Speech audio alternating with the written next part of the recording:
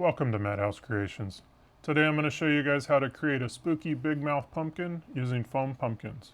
So let's jump right into it. The first thing you want to do is pick out two pumpkins of different sizes. For instance, on this one I went with the large one on the bottom, small one on the top, and that way it'll sit nicely on a porch. On the project we're working on today, I went with a long narrow mouth because I have a project in mind for this that we'll do in another video. Once you've chosen your two pumpkins and you're putting them together, you have a lot of options on sizing. You can put the pumpkins together whole, or you can choose to cut one in half or 3/4 of a pumpkin. That way when you put it together, it leaves it's a much smaller pumpkin. So depending whichever direction you want to go with it, you can do that. So there's a lot of options, a lot of ways to create your own. If you're choosing hobby store pumpkins, what I would do if I stacked them like I did on this one, I cut the bottom off of one and the top off the other. But when using my pumpkins that I make in my molds, I usually put the two bottoms together because there's all the extra flashing on there. So once that's cut off, they fit nicely together. So now that I have the two pumpkins selected that I want to use, I'm going to trim off the excess foam from my mold making process and open up the center of the pumpkin. And here I'm using an oscillating tool, but you can easily use a hand saw or a hobby knife of some sort. Once both pumpkins are trimmed up, we're going to grab some T-pins and some Gorilla Glue. I'm applying a bead of Gorilla Glue around the pumpkin and getting some T-pins pushed in partially. Now I'm joining the two pumpkins together, pushing in those T-pins to help hold it in place. And this Gorilla Glue does expand slightly, so it'll help fill any gaps that there might be. And it's usually a very strong bond when gluing foam together. Once this is all pinned up, I added some painter's tape just to help secure it a little bit more and just tighten up that seal as much as I could. Once this was done, I set it aside for about an hour and let the glue harden up. So while I was drying, I grabbed some foam clay and started rolling out some teeth. I made a few different shapes, some smaller teardrop shapes, and then some larger, I don't know, shark tooth type shape with a flat bottom on it. And I put a little bit of a curve into them just to make it look a little more realistic and kind of made them a little bumpy. And this is something you can do way ahead of time too. I usually have a supply of teeth just sitting around. I just sit down one day, make a whole bunch, let them dry, and they firm up nicely. After the pumpkin dried, I removed the T-pins and the tape, and I started sketching the face in pencil, focusing on the mouth, trying to get a big, scary mouth on this one. And once I had the sketch done, I grabbed my oscillating tool with a hook blade, started cutting out the mouth and the face. And like I said before, this could easily be done with a hobby knife or a little hand saw. It's quicker for me to use the oscillating tool. And once I had the mouth cut out, I then did the nose and the eyes. And now I grabbed a Dremel tool just to help clean up the edges, get them, add a little more detail like I wanted, and to open up the throat of the pumpkin a little bit. Once I spent some time looking at it, I thought it needed something a little more to fill the mouth. So I grabbed some wire and some aluminum foil, and I'm going to build a tongue. Here I'm just jamming the wire into the foam just to hold it in place. Give it a little bend the way that I want it, and then I just trim the wire to the length I wanted. So once I was happy with the shape of the wire, I started adding aluminum foil just to build up the thickness of the tongue.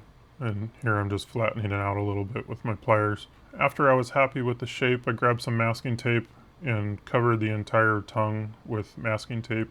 Once that was done, I grabbed some foam clay and put a thin layer over the entire tongue.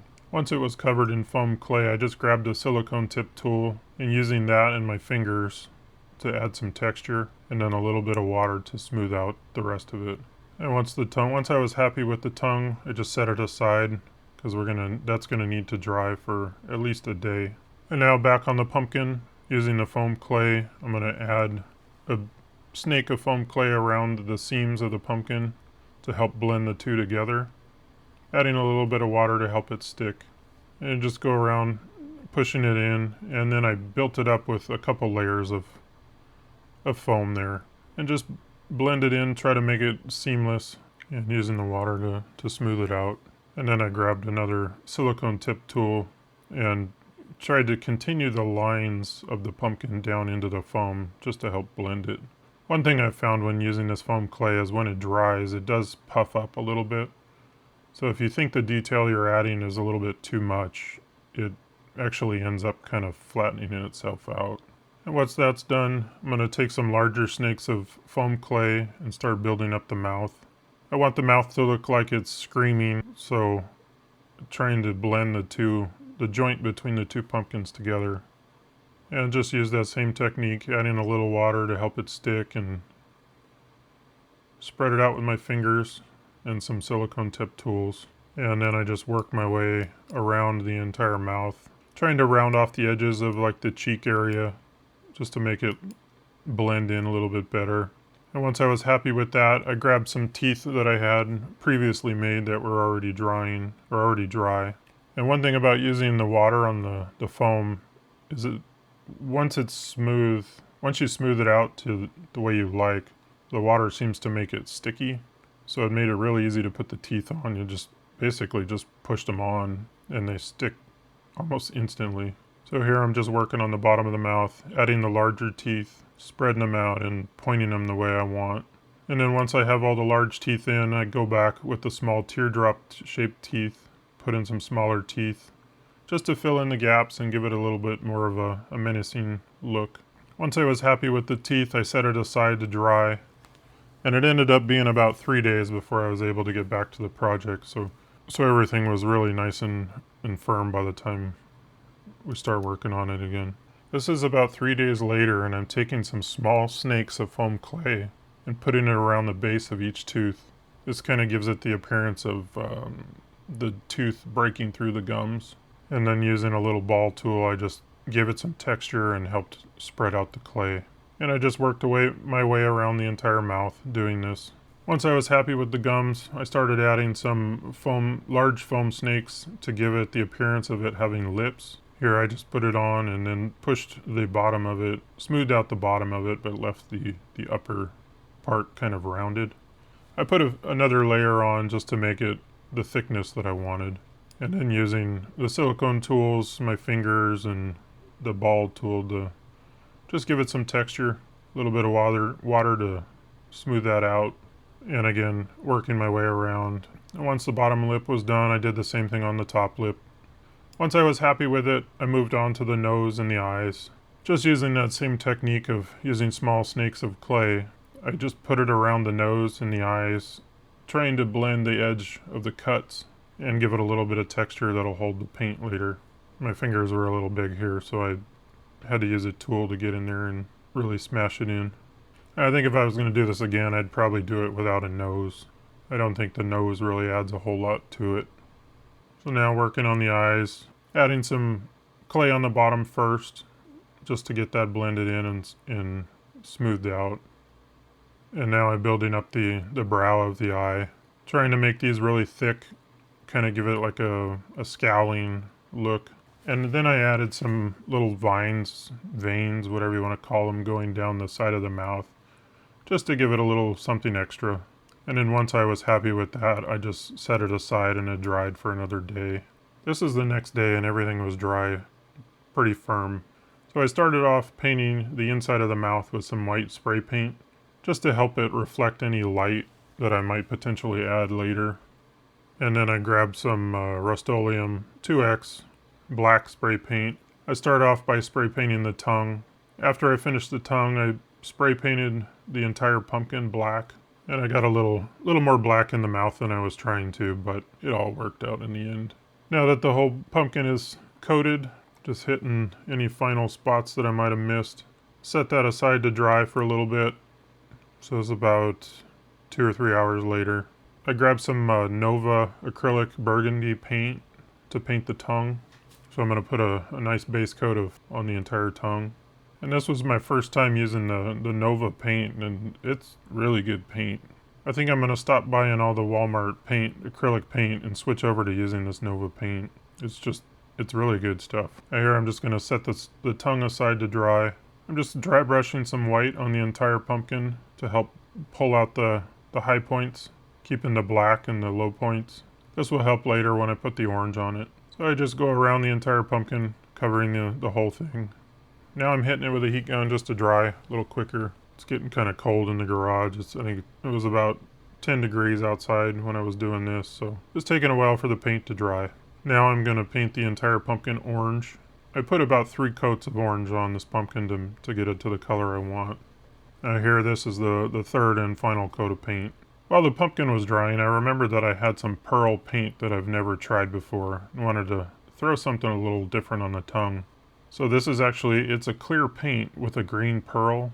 So when it dries, it's kind of cool looking. It's like a color shift. And I was actually really happy with the way it looked. And it comes in a bunch of different colors, so I might be using this again on future projects. And here's a little close-up of that. So once the pumpkin dried a little bit, I'm moving on to the inside of the mouth with some yellow. I'm just not too worried about covering the entire thing. I just want to give it that kind of carved pumpkin look. It's a little hard to get inside. So most of the areas that you'll be able to see, I was able to cover. And then using a smaller brush, I went in and started bringing out the gums a little bit, trying not to get too much onto the lip, just keeping it only on the gums. The brush was a little big, so it got kind of messy on the teeth, but that's okay. And once the mouth was done, I did a quick dry brush over the top of the entire pumpkin, just trying to pull out the bumps on the face, giving it a little extra highlight. Now that dried up a little bit, I grabbed some brown to put on the stem. I think I was using burnt umber, and I put a little nutmeg on there as well to give it some variation. After this dried for a while, I grabbed some khaki paint and went around and painted each tooth, making sure I got both the outside and the inside of the tooth as best I could. And this took 2 coats of paint to cover the teeth. Once this dried for a little bit, I grabbed some dark red and a small brush and went through and painted the gums and around each tooth and gave it a few red highlights on the cheeks. And once I was happy with the way the gums looked, I tried to blend the red up onto the cheeks a little bit. Now for the final painting step. This is some burnt umber. I put it in a spray bottle with some water. I'm just going to cover the entire pumpkin with a heavy mist. This will help give it kind of a grungy look. And then once this was coated, I just took a paper towel and patted off some of the heavy areas. And it ended up dripping down a little bit more than I hoped. It wasn't as dark as I wanted, so I just grabbed a brush and took it and kind of covered it again. And this way and by doing this, it didn't run off as much. It was just kind of more like putting on a real thin layer of paint. And it just helped bring out some of those crevices, the cracks and crevices. One thing that I think turned out really well by doing this is the mouth. I think it made the teeth look dirty, and they looked really cool once they're done. Now I'll just hit it with a heat gun real quick and get it ready for the final coat of shellac that I put on it. And the shellac will just help seal it from the weather, keep the paint where it's supposed to be if it rains or snows. And with that, this project's done. Thank you guys for watching.